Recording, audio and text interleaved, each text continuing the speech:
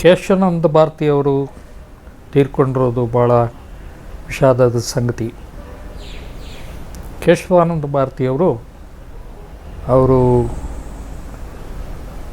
ಅವರ ಹೆಸರಿನಲ್ಲಿ ಒಂದು ಮೊಕದ್ದಮೆ ಇದೆ. ಅವರ ಪಾತ್ರ ಅದರಲ್ಲಿ ಭಾಳ ಕಮ್ಮಿ. ಆದಾಗ್ಯೂ ಮೊಕದ್ದಮೆ ಅವರ ಹೆಸರಿನಲ್ಲಿರೋದ್ರಿಂದ ಕೇಶವಾನಂದ ಭಾರತಿ ಮೊಕದ್ದಮೆ ಅಂತಲೇ ಅದು ಫೇಮಸ್ ಆಗಿದೆ. ಏನು ಈ ಮೊಕದ್ದಮೆ ಅನ್ನೋದನ್ನು ನಾವು ವಿಶ್ಲೇಷಣೆ ಮಾಡಿದ್ರೆ ಕೇಶವಾನಂದ ಭಾರತಿಯವರಿಗೆ ನಾವು ಕೊಡಬಹುದಾದಂಥ ಒಂದು ಶ್ರದ್ಧಾಂಜಲಿಯ ಸ್ವರೂಪವನ್ನು ನಾವು ತೀರ್ಮಾನ ಮಾಡ್ಬೋದಾಗುತ್ತೆ. ಭಾರತದ ಸಂವಿಧಾನ ರಚನೆಯ ಕಾಲದಲ್ಲಿ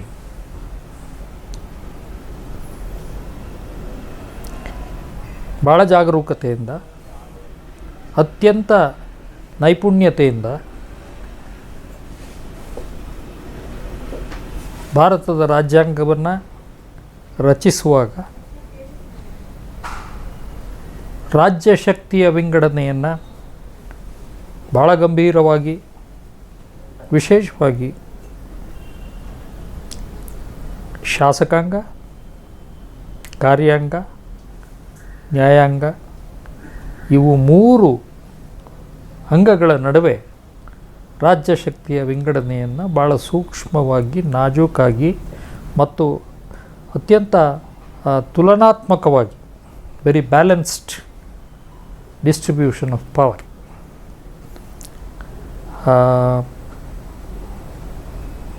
ಬೇರೆ ರಾಷ್ಟ್ರಗಳಲ್ಲಿದ್ದಂತೆ doctrine of separation of powers ಭಾಳ ಕಟ್ಟುನಿಟ್ಟಾಗಿ ಪಾಲಿಸದೆ ಹೋದಾಗ್ಯೂ ಕೂಡ, ಆದರೆ ಸ್ಥೂಲವಾಗಿ ಅದನ್ನು ಅನುಸರಿಸಿ ಭಾರತದ ರಾಜ್ಯಾಂಗವು ಮೂರು ಅಂಗಗಳಿಗೂ ಕೂಡ ರಾಜ್ಯ ಶಕ್ತಿಯನ್ನು ವಿಂಗಡಣೆ ಮಾಡಿಕೊಡಲಾಗಿದೆ.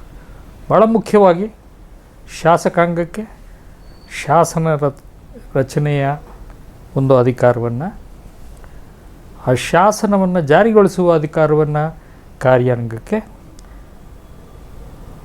ಶಾಸನವನ್ನು ಇಂಟರ್ಪ್ರಿಟ್ ಮಾಡುವಂತಹ ಅಧಿಕಾರವನ್ನು ನ್ಯಾಯಾಂಗಕ್ಕೆ ಕೊಡಲಾಗಿತ್ತು. ಈ ಒಂದು ವ್ಯವಸ್ಥೆಯಲ್ಲಿ ಪದೇ ಪದೇ ಸಂವಿಧಾನ ರಚನೆಯಾಗಿ ಜಾರಿಗೊಳಿಸಿದ ನಂತರ ಭಾಳಷ್ಟು ಬಾರಿ ಶಾಸಕಾಂಗದ ಅಧಿಕಾರದ ವ್ಯಾಪ್ತಿ, ವಿಸ್ತೀರ್ಣ ಮತ್ತು ಆಳವನ್ನು ಅಳೆಯುವಂತಹ ಮೊಕದ್ದಮೆಗಳು ಬಂದವು. ಭಾಳ ಮುಖ್ಯವಾಗಿ ಮೊದಲ ಎರಡು ಸಂವಿಧಾನ ಪೀಠದ ತೀರ್ಪುಗಳು, ಒಂದು ಸಜ್ಜನ್ ಸಿಂಗ್ ಅಂತ, ಇನ್ನೊಂದು ಶಂಕರಿ ಪ್ರಸಾದ್ ಅಂತ, ಇವೆರಡು ಮೊಕದ್ದಮೆಗಳಲ್ಲೂ ಕೂಡ ಭಾರತದ ರಾಜ್ಯಾಂಗದ ಯಾವುದೇ ಪರಿಚ್ಛೇದವನ್ನು ಮೂಲಭೂತ ಹಕ್ಕುಗಳು ಸಮೇತವಾಗಿ ಅದರ ತಿದ್ದುಪಡಿ ಮಾಡುವಂತಹ ಅಧಿಕಾರವನ್ನು ಶಾಸಕಾಂಗಕ್ಕೆ ಕೊಡಲಾಗಿದೆ, ಪಾರ್ಲಿಮೆಂಟ್ಗೆ ಕೊಡಲಾಗಿದೆ. ಈ ವಿಚಾರದಲ್ಲಿ ಪಾರ್ಲಿಮೆಂಟ್ ಸಾರ್ವಭೌಮ, ಅದು ಮಾಡುವ ಕಾನೂನೇ ಈ ರಾಷ್ಟ್ರದ ಕಾನೂನು ಅನ್ನುವ ಘೋಷಣೆಯನ್ನು ಎರಡು ಸಂವಿಧಾನ ಪೀಠಗಳು 60ರ ದಶಕದಲ್ಲಿ ಮಾಡಿದ್ದು. ತದನಂತರ 67ನೇ ಇಸ್ವಿಯಲ್ಲಿ ಒಂದು ಮೊಕದ್ದಮೆ 7 ಜಡ್ಜ್ಗಳ ಪೀಠ ತೀರ್ಮಾನ ಮಾಡಿದಂಥದ್ದು, ಜಸ್ಟಿಸ್ ಕೆ ಸುಬ್ರಾವ್ ಅವರು ನೇತೃತ್ವ ವಹಿಸಿದಂತಹ ಒಂದು ತೀರ್ಪು ಗೋಲಕ್ನಾಥ್ ಮೊಕದ್ದಮೆ ಅಂತ ಫೇಮಸ್ ಆಗಿತ್ತು. ಇದರಲ್ಲಿ ಹಿಂದಿನ ತೀರ್ಪುಗಳನ್ನು ಮಾರ್ಪಡಿಸಿ ಸಂವಿಧಾನದ ಯಾವುದೇ ಅಂಗವನ್ನು ಬೇಕಾದರೂ ತಿದ್ದುಪಡಿ ಮಾಡುವ ಅಧಿಕಾರ ಪಾರ್ಲಿಮೆಂಟ್ಗಿದೆ. ಆದಾಗ್ಯೂ ಅದಕ್ಕೆ ಮೂಲಭೂತ ಹಕ್ಕುಗಳನ್ನು ತಿದ್ದುಪಡಿ ಮಾಡುವ ಅಧಿಕಾರ ಇಲ್ಲ ಅಂತ ಅಂದ್ಬಿಟ್ಟು ಗೋಲಕ್ನಾಥ್ ಮೊಕದ್ದಮೆಯಲ್ಲಿ ಭಾಳ ಡಿವೈಡೆಡ್ ಮೆಜಾರಿಟಿ, ಭಾಳ ಥಿನ್ ಮೆಜಾರಿಟಿಯಲ್ಲಿ 4-3 ಅಂತ ಕಾಣುತ್ತೆ ಆ ಘೋಷಣೆಯನ್ನು ಮಾಡಿದ್ರು. ಆ ನಂತರ ಬಂದದ್ದೇನೆ ಕೇಶವಾನಂದ ಭಾರತಿ ಮೊಕದ್ದಮೆ. ಭಾರತದ ನ್ಯಾಯಾಂಗದ ಇತಿಹಾಸದಲ್ಲಿ ಅತಿ ದೀರ್ಘ ವಿಚಾರಣೆ ನಡೆದಂಥ ಮೊಕದ್ದಮೆ. ಅತ್ಯಂತ ದೊಡ್ಡ ಪೀಠ, 13 ಸದಸ್ಯರ 13 ಜಡ್ಜ್ಗಳ ಪೀಠ ತೀರ್ಮಾನಿಸಿದಂಥ ಮೊಕದ್ದಮೆ. ಅದೆಲ್ಲಕ್ಕಿಂತಲೂ ಹೆಚ್ಚಾಗಿ ಅತ್ಯಂತ ಉದ್ದವಾದ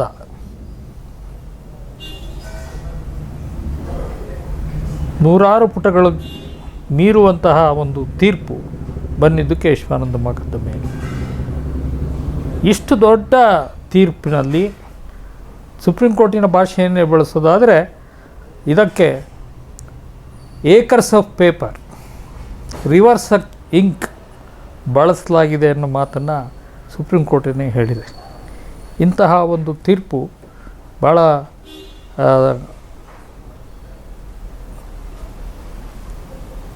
ನಿರ್ಣಾಯಕವಾದಂಥ ತೀರ್ಪು. ಭಾರತದ ಇತಿಹಾಸದಲ್ಲಿ ಇದು ಒಂದು ಮೈಲಿಗಲ್ಲು ಅನ್ನೋದಕ್ಕಿಂತ ಇದು ಒಂದು ರೌಂಡ್ ಅಬೌಟ್ ಟರ್ನ್ ಅಂತ ಹೇಳ್ಬೋದು.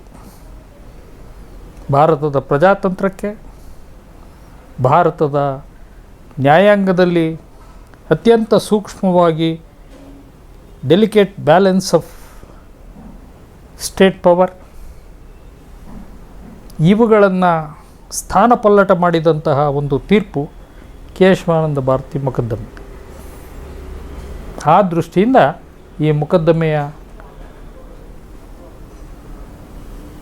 ಪ್ರಾಮುಖ್ಯತೆಯನ್ನು ನಾವು ಅಳಿಬೇಕು. ಹಾಗೆ ನೋಡಬೇಕಾದ್ರೆ ಈ ಮೊಕದ್ದಮೆ ಭಾರತದ ಇತಿಹಾಸದಲ್ಲಿ ಇದ್ದಂತಹ ರಾಜ್ಯಶಕ್ತಿಯ ವಿಂಗಡಣೆಯನ್ನು ಬುಡಮೇಲು ಮಾಡಿ ಶಾಸಕಾಂಗವನ್ನು ಕೆಳಕ್ಕೆ ಹಾಕಿ ನ್ಯಾಯಾಂಗದ ಪ್ರಾಮುಖ್ಯತೆಯನ್ನು ಎತ್ತಿ ಹಿಡಿದಿದೆ. ಏಕೆಂತಂದರೆ ಶಾಸಕಾಂಗ ಮಾಡಿದ್ದೇ ಕಾನೂನಲ್ಲ. ಶಾಸಕಾಂಗ ಸಂವಿಧಾನವನ್ನು ತಿದ್ದುಪಡಿ ಮಾಡಬಹುದಾದರೂ ಕೂಡ ಆ ಶಾಸಕಾಂಗ ಮಾಡುವಂತಹ ಚಲಾಯಿಸುವಂತಹ ಈ ಅಧಿಕಾರಕ್ಕೆ ಅದರದೇ ಆದಂತಹ ಇತಿಮಿತಿಗಳಿವೆ. ಆ ಇತಿಮಿತಿಗಳಲ್ಲಿ ಭಾಳ ಮುಖ್ಯವಾದದ್ದೇನು ಅಂತಂದರೆ ಸಂವಿಧಾನದ ಮೂಲಭೂತ ವಿಚಾರ ಏನಿದೆ, ಬೇಸಿಕ್ ಸ್ಟ್ರಕ್ಚರ್, ಅದನ್ನು ಬದಲಾಯಿಸುವ ಅಧಿಕಾರ ಶಾಸಕಾಂಗಕ್ಕೆ ಇಲ್ಲ ಅನ್ನುವ ಒಂದು ತೀರ್ಪನ್ನು 7-6 ಮೆಜಾರಿಟಿಯ ಒಂದು ಸ್ಲೆಂಡರ್ ಮೆಜಾರಿಟಿಯಲ್ಲಿ ಈ ತೀರ್ಪು ಹೇಳಿದೆ. ಈ ತೀರ್ಪು ಹೇಳುವಾಗ ಭಾಳ ಮುಖ್ಯವಾದ ಅಂಶ ಏನು ಅಂತಂದರೆ ಈ ಬೇಸಿಕ್ ಸ್ಟ್ರಕ್ಚರ್ ಅಂದರೆ ಏನು, ಸಂವಿಧಾನದ ಯಾವ ಭಾಗ ಬೇಸಿಕ್ ಸ್ಟ್ರಕ್ಚರ್, ಅದನ್ನು ಹೇಳುವ ಅಧಿಕಾರವನ್ನು ಕೂಡ ನ್ಯಾಯಾಂಗ ಉಳಿಸಿಕೊಂಡಿದೆ. ಸೊ ಹಾಗಾಗಿ ಮೊದಲಿದ್ದಂತಹ ರಾಜ್ಯಶಕ್ತಿಯ ವಿಂಗಡಣೆ ಏರುಪೇರಾಗಿ ನ್ಯಾಯಾಂಗಕ್ಕೆ ಒಂದು ಪ್ರಾಬಲ್ಯ ಬಂದು ಇವತ್ತು ನ್ಯಾಯಾಂಗ ಹೇಳಿದ್ದೇ ಸಂವಿಧಾನ, ನ್ಯಾಯಾಂಗ ಯಾವುದು ಮೂಲಭೂತ ಸ್ಟ್ರಕ್ಚರ್ ಅಥವಾ ಬೇಸಿಕ್ ಫೀಚರ್ ಅಥವಾ ಬೇಸಿಕ್ ಸ್ಟ್ರಕ್ಚರ್ ಅಂತ ಹೇಳ್ತಾರೋ ಅದನ್ನು ಶಾಸಕಾಂಗ ಮುಟ್ಟುವಂತಹ ಅಧಿಕಾರವಿಲ್ಲ. ಇದು ತದನಂತರ ಬಂದಿರುವ ಎಲ್ಲ ತೀರ್ಪುಗಳಲ್ಲಿ ಇದನ್ನು ಅನುಸರಿಸಲಾಗಿದೆ ಕೂಡ. ಹಾಗೆ ಅಲ್ಲ, ಹಿಂದೆ ಮಾಡಿದಂಥ ಕೆಲವು ಕಾನೂನುಗಳನ್ನು, ವಿಶೇಷವಾಗಿ 42ನೇ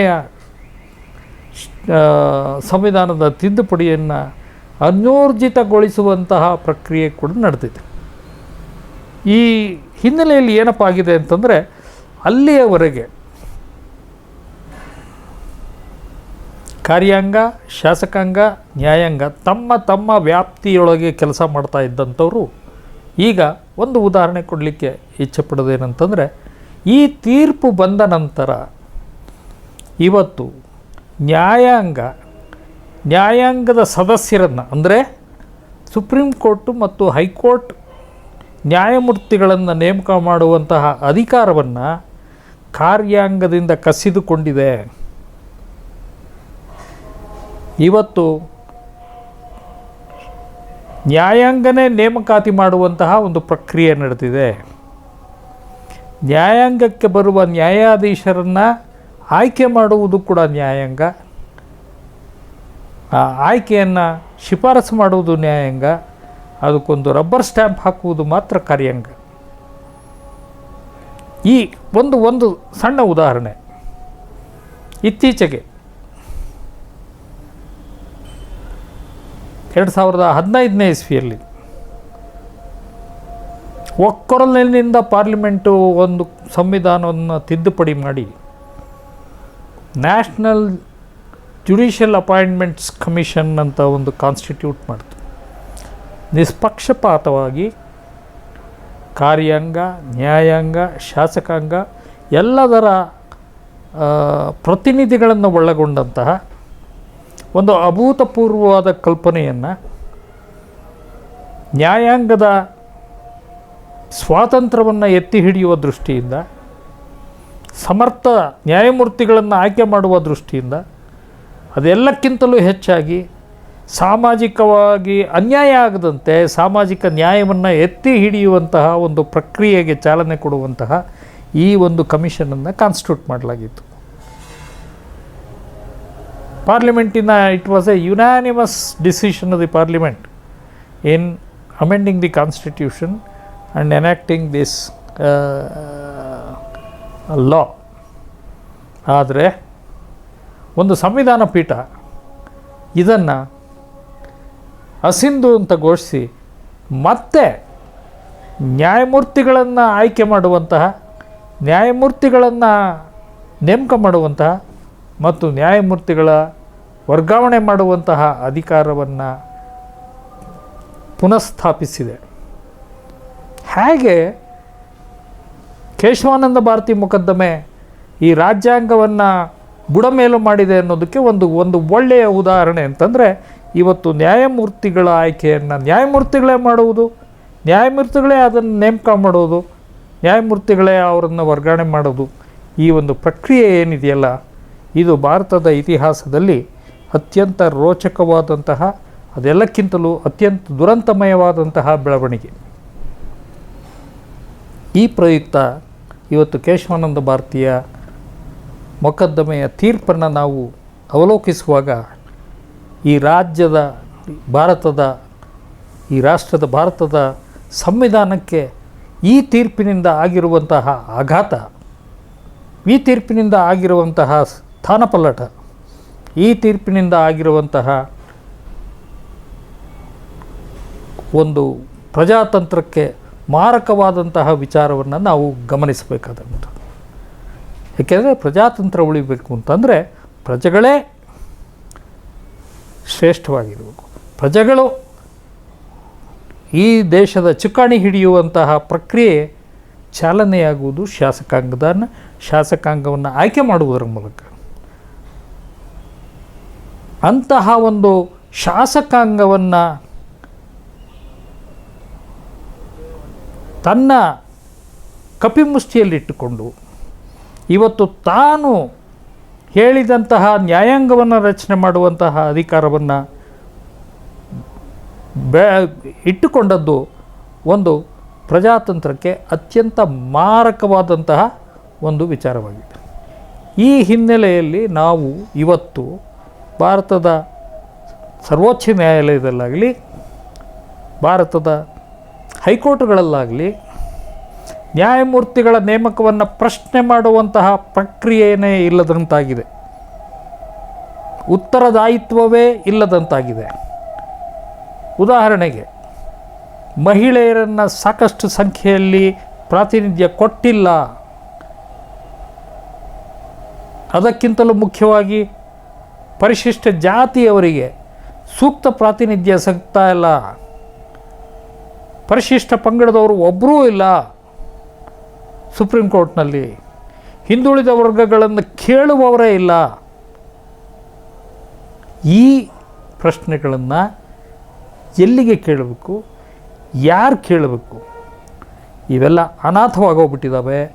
ಆ ರೀತಿ ಇವತ್ತು ನ್ಯಾಯಾಂಗ ತನ್ನ ಉತ್ತರದಾಯಿತ್ವವನ್ನು ಕಳೆದುಕೊಂಡು ಸೂತ್ರವಿಲ್ಲದ ಗಾಳಿಪಟದಂತೆ ಕೇಶವಾನಂದ ಭಾರತಿಯ ಮೊಕದ್ದಮೆಯ ಆಧಾರದ ಮೇಲೆ ತನ್ನ ಸಾರ್ವಭೌಮತ್ವವನ್ನು ಭಾರತದಲ್ಲಿ ಸ್ಥಾಪಿಸಿ ಶಾಸಕಾಂಗ ಮತ್ತು ಕಾರ್ಯಾಂಗವನ್ನು ತನ್ನ ಅಡಿಯಾಳಾಗಿ ಮಾಡಿಕೊಂಡಿದೆ. ಇದು ಕೇಶವಾನಂದ ಭಾರತೀಯ ಮೊಕದ್ದಮೆಯ ಒಂದು ಅತ್ಯಂತ ದುರಂತಮಯವಾದಂತಹ ಬೆಳವಣಿಗೆ. ಆ ದೃಷ್ಟಿಯಲ್ಲಿ ನನಗೆ ಕೇಶವಾನಂದ ಭಾರತೀಯ ಮೊಕದ್ದಮೆ ಭಾರತದ ಪ್ರಜಾತಂತ್ರವನ್ನು ಎತ್ತಿ ಹಿಡಿದಿದೆ ಅಂತ ಅನಿಸಿಲ್ಲ. ಬದಲಾಗಿ ಪ್ರಜಾತಂತ್ರಕ್ಕೆ ಇದು ಮಾರಕವಾಗಿದೆ. ಪ್ರಜೆಗಳ ಪ್ರತಿನಿಧಿಗಳಾದ ಶಾಸಕರನ್ನು, ಶಾಸಕಾಂಗವನ್ನು ನ್ಯಾಯಾಂಗಕ್ಕೆ ಅಡಿಯಾಳಾಗಿ ಮಾಡಿದೆ. ಇದು ಭಾಳ ದೊಡ್ಡ ಪ್ರಜಾತಂತ್ರಕ್ಕೆ ಮಾರಕವಾದಂತಹ ಒಂದು ಬೆಳವಣಿಗೆ. ಆದ್ದರಿಂದ ನನ್ನ ದೃಷ್ಟಿಯಲ್ಲಿ ಕೇಶವಾನಂದ ಭಾರತಿ ಮೊಕದ್ದಮೆಯನ್ನು ಕೂಡಲೇ ಪುನರ್ವಿಮರ್ಶಿಸಬೇಕು.